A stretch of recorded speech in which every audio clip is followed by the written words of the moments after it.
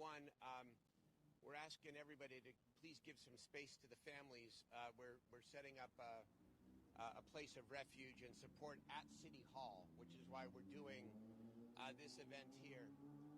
Secondly, the police department's Twitter and all our Twitter pages will have the QR that will allow anybody who has any information about who perpetrated this awful crime this morning to be able to report, and to report quickly, so that the police can investigate and arrest those responsible and hold them accountable.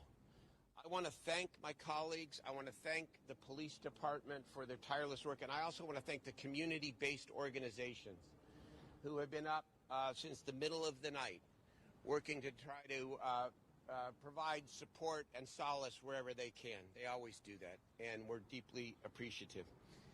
This morning, our city has a broken heart. This is a senseless and unacceptable tragedy, and I emphasize the word unacceptable. Thoughts and prayers, of course, are appropriate for the victims and their families, and the people who are still who are fighting for their lives now in the hospital. But thoughts and prayers are not nearly enough. We must do more as a city, as a state, and as a nation. This senseless epidemic of gun violence must be addressed.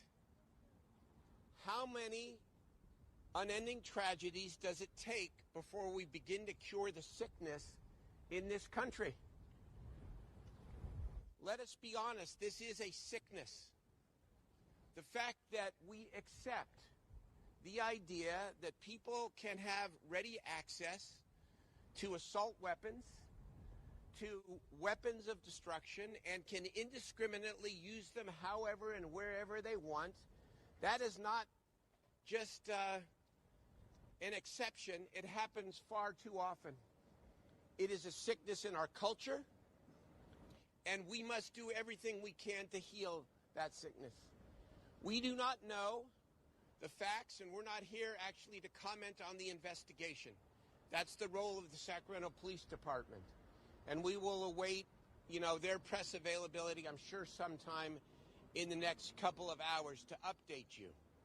And so we don't know whether or not this involved underage perpetrators or even the victims at this point. But regardless, it's another call to action around investing more in youth and prevention and early intervention for our young people. That's ultimately the answer to so much of what plagues us. And then on the public safety side, to the public, people are understandably worried. Who wouldn't be? This has been a very difficult time in downtown Sacramento and in Sacramento as a whole. And certainly what happened last night gives pause to our entire community. But be reassured that no one can absolutely prevent random acts of violence. Nobody can predict or absolutely prevent random acts of violence, but your city is protected by dedicated and committed law enforcement officials, by committed public officials who are standing behind me, an entire city team, and unending tangible support, again, from community-based organizations and the community.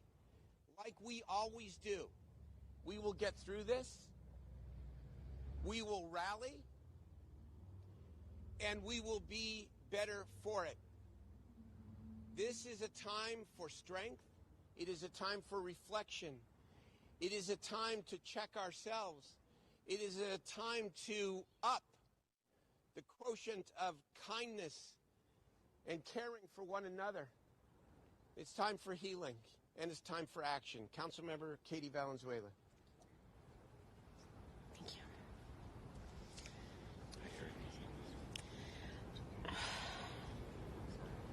It's okay. I'll stand with you. At 2:30 this morning, I got the call that no elected official wants to get and you'll have to excuse me for being emotional because I haven't really slept since. A call that I've gotten too many times in the 15 months that I've been in office, that there had been another incident of gun violence in my district, that more people had been killed. So I'm heartbroken, and I'm outraged. I'm outraged.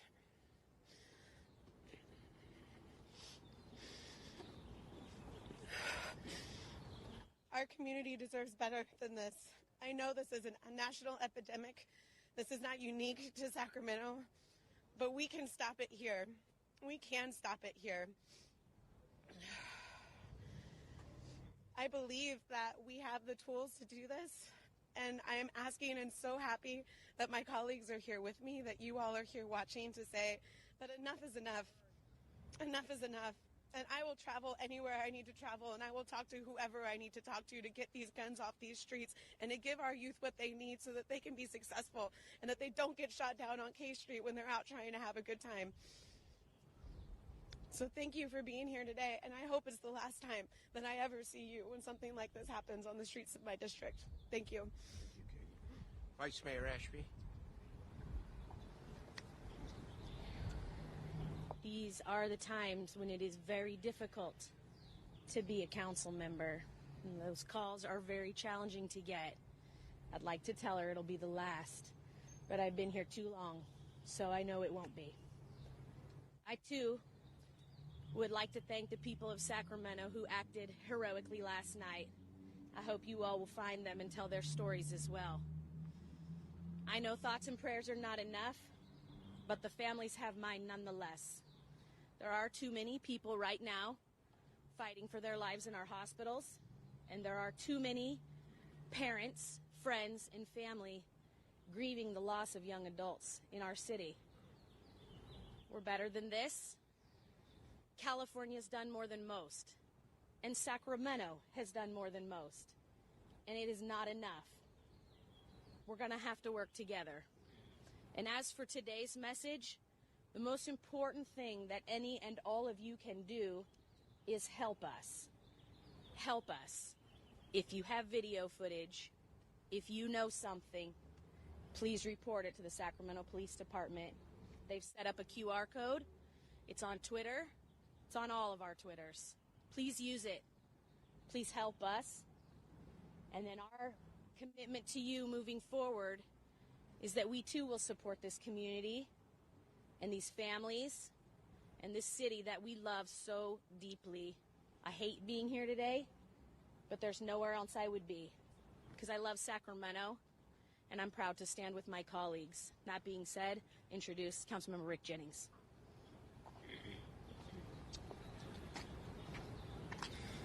So this is a tough day for all of us, but you can imagine my colleagues and I are here in support for the families who talked to their loved ones yesterday, who loved on their loved ones yesterday, who patted them on the back or even admonished them in some way. Some of their loved ones are no longer here with us. Some of their loved ones are fighting for their life. And so as a man of faith, I am praying. I am giving positive thoughts. And I'm asking each of you to do the same for us. And we need to do everything we can to help these families get through these times, these very difficult times. And so I'm asking all of you to make sure that we reach out, whatever video surveillance that we have, get it to the Sacramento Police Department, get it so we can solve this crime and we can address these issues of gun violence that take the lives of those who had bright futures, but those futures will never be realized. And so I'm here today in support of the families, those who are fighting for their lives. I'm here in support of the city that I love with all my heart and soul, and we will do everything possible to make sure that this does not happen as we go forward. Thank you. Thank you, Jay. Eric, Mike. Thanks. I just want to thank everyone for being here.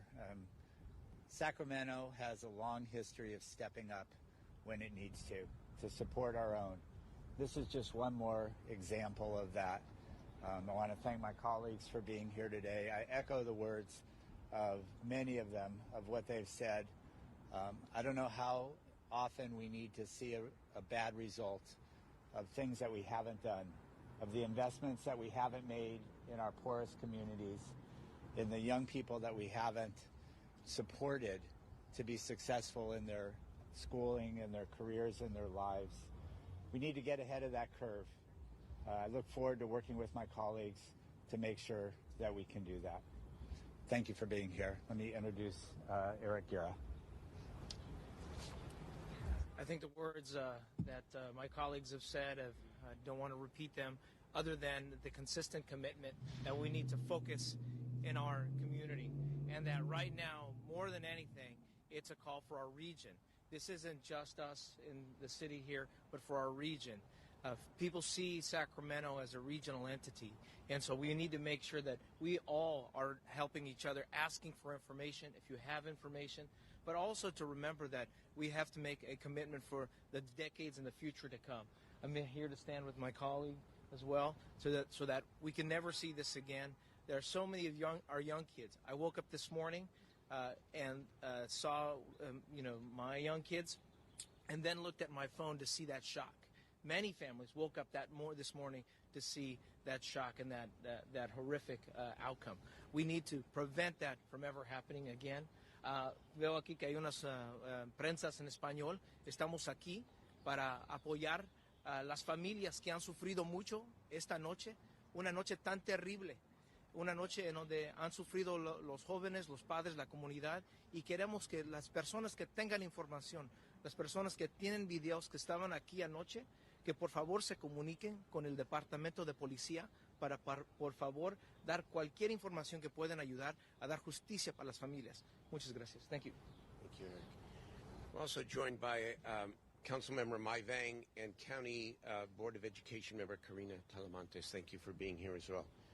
We'd be happy to stand for any questions. Again, we are not here to comment on the specifics of the investigation. That is the role of our police chief and our police department, but we would be happy to talk to you about where we stand for and with our community. Mr. Mayor, can you talk about just this area? I know the council, the city's invested a lot in this area to economic development. Yeah. What events like this do? Well, look at this. Look at this weekend. The other parts of this weekend, and obviously, this pales for all the obvious reasons. We had two major concerts at the Golden One Center Friday and Saturday night. The Community Center Theater is booked. We're attracting conventions. The restaurants are open. People are coming back. I mean, it is a very difficult one because obviously people look at this and say, oh my God, how dangerous is downtown? Well, we want people to come downtown and safely, and people should come downtown. People should come downtown. Now, we're going to look at what we obviously have to do, especially in the late hours, to assure that people are safe. But you cannot predict or prevent every single random act of violence. So we've got a dedicated police force. We've got a very active community. And we have a downtown that is, in fact, coming back. And I want people to come downtown safely. And so this is anything like this. In some ways, your question, of course, is appropriate. Our minds now and our thoughts have to be with people who are the victims of this tragedy. But you asked the question, and it's an appropriate question, and I answer it to say that we're going to get through this together, and downtown is going to continue to be a great destination for our people and for everyone throughout this region. Mr. Mayor, your colleagues talked about what the city has done to prevent things like this. Obviously, it didn't work. What failed? What else needs to be done? Well, we have put millions of dollars into gang prevention, gang intervention, and we do not know whether or not this was gang-related. We don't know, and so I'm not presupposing that. You know, the truth of the matter is, over the last number of years, we have changed the investment arc of this city. Between the federal rescue plan dollars, the COVID dollars, and our own city taxpayer dollars, we are spending more on youth, on gang intervention, on inclusion, on economic development than ever before. Now, is it enough? Absolutely not. We need to continue the trajectory that says the core responsibility of a city is first to provide public safety, but in addition, we must invest in our people and in our communities, and especially our disadvantaged communities. That's what we have been doing in Sacramento. And in many places, it's beginning to show results. But it's only the beginning. And we have so much more work to do, and this terrible event is only going to steel us and deepen our commitment to doing just that, especially on behalf of young people.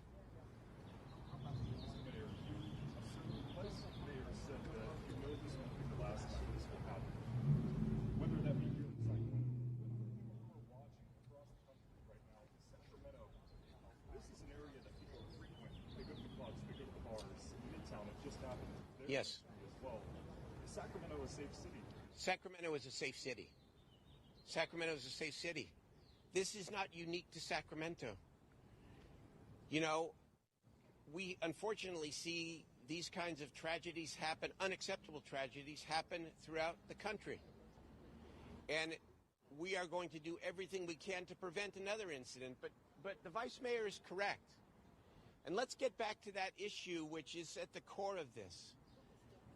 In what sane society do we allow the proliferation of assault weapons in the way that we see being used indiscriminately, not just in Sacramento, but in other parts of the country?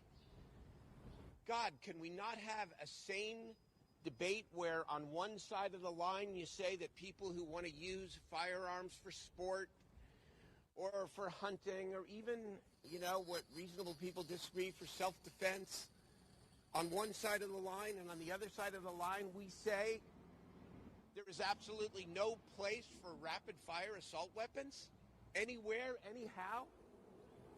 I mean, can we have that? Can we make that distinction? Obviously we can't.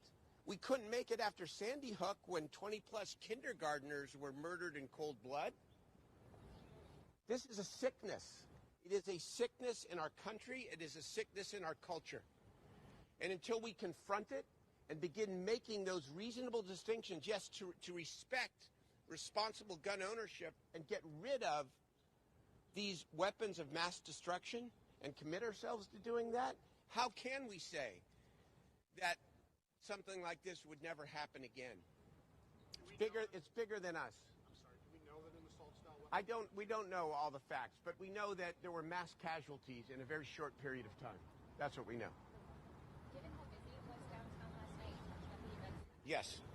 Were there enough public safety resources? Yes, I believe that there were. I mean, and again, the police cannot be on every street corner. That is part of the random nature of a senseless and unacceptable tragedy. We don't know what happened, but if somebody drove by and in an instant unloaded a rapid-fire weapon, killing at least 6 people, injuring many more, I don't know how